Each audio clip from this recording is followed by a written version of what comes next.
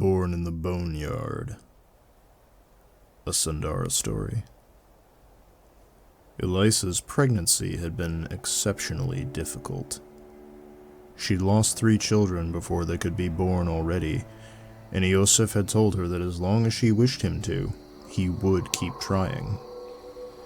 He had died of a flux during the winter, though, and the last remnant of him was quickening even now in her belly. She would not lose this child. She had done all the things the midwife had recommended. She'd eaten black root, drunk half-moon tea, and been careful with her movements, but she was taking no risks. Which was why she had taken her old staff and begun walking toward the place called the Giant's Hand when she felt her time drawing near. It had been more than a week of hard traveling to reach the standing stones, surrounded by the cairns of heroes and commoners alike. Wind blew through that place, so hard that it was impossible to keep any kind of fire alight. She arrived to that place late, so Elisa had to navigate by the light of the moon and its reflections off the pale rocks all around her. Wolves had bayed in the distance, and vultures watched her with their beady eyes from atop bare branch trees, but nothing had stood in her way. Nothing except time, of course. The Giant's Hand was in sight at the top of a long, spiraling staircase that led round the hill it crested when Elisa felt her water break. She made herself move slowly, mounting the steps one at a time, rather than running for the top of the hill in a blind panic. It was hard, and it got even harder when the constant aches she'd felt for weeks grew teeth and blossomed into real pain.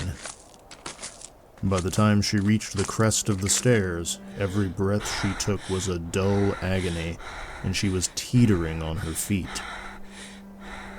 So she crawled into the center of the ring of stones, shrugging off her pack, her muscles straining as she pushed herself into the birthing position. She took a deep, ragged breath and started to push. Time lost all meaning as her breaths bled into one another, and waves of pain crashed over her, each one closer than the last. Elisa's fingers dug into the hard, rocky soil, the tufts of rough grass coarse against her palms as she balled her hands into fists. The sky above roiled, and black clouds gathered like bad dreams, blotting out the stars and casting the hill in darkness. Heat lightning shot between the clouds, sparking the heavens and giving brief glimpses of the world, before once more leaving Elisa swathed in gloom. The pressure inside her hurt so badly, but she couldn't stop. She'd come too far and lost too much, merely to give up now. Even though she could taste blood in her mouth from how hard she was gritting her teeth, she pushed harder, her eyes screwed up tightly. Elisa didn't see the cracks opening in the earth all around the hill. She didn't see the green light bleeding between the clouds. She couldn't even hear the roiling voices that filled the air over how loudly her heart thundered in her ears. The stones around her groaned as if they could feel her pain as her back arched and the cords stood out in her neck. She felt her baby coming, pushing out from her and into the world. She gave one last push and felt the life she'd carried for so long leave her.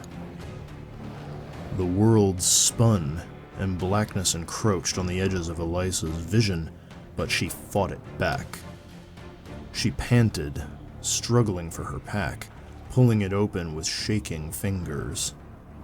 She withdrew the soft cloths she'd packed and forced herself to sit up. She lifted her child, wiping away the blood and afterbirth that had splattered them. She smiled as she cleaned him. She had a son. just like she and Iosif had said they would. Her smile broke and crumbled when she realized he wasn't crying. Not a single noise had passed his lips. She cupped her hand over his mouth and felt no stirring of air. Elisa screamed and held her baby tightly. She cried out to the gods whose names she didn't know not to take him from her. Not now. Not after everything. A cold wind buffeted her, and she held her son tightly against her, instinctively shielding him with her body. The earth settled. The lights in the sky faded, and the wind died down.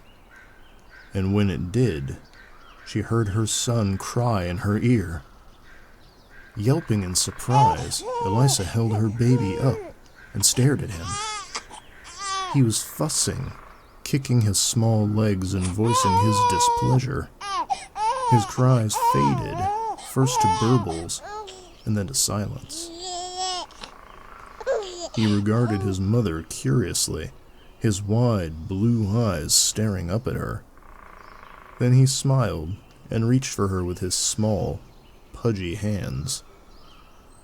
Even as she cut his cord and finished cleaning him, Elisa knew there was something different about her son.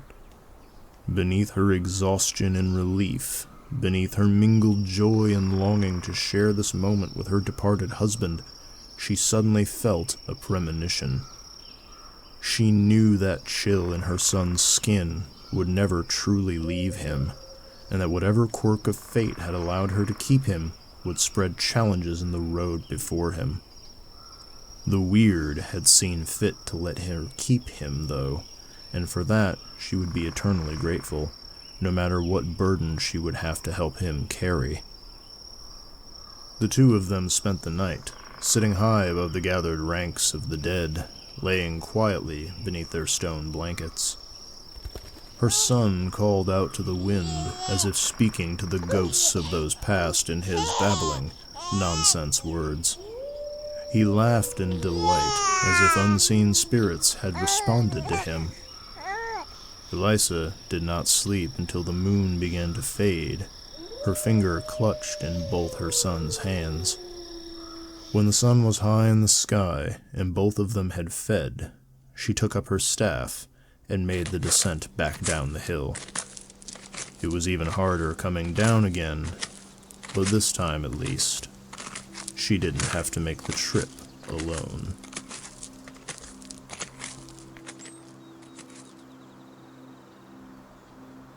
Thank you for staying to the end of today's story. Born in the Boneyard takes place in the fantasy setting Sundara, Dawn of a New Age, for Pathfinder Classic and Dungeons & Dragons 5th edition, and it is the introductory story to the supplement, 100 Effects of a Primquake. Links to this and to my other supplements can be found in the video description below. Lastly, if you enjoyed this story, please consider checking out some of the other audio dramas on the channel, many of which are also set in Sundara.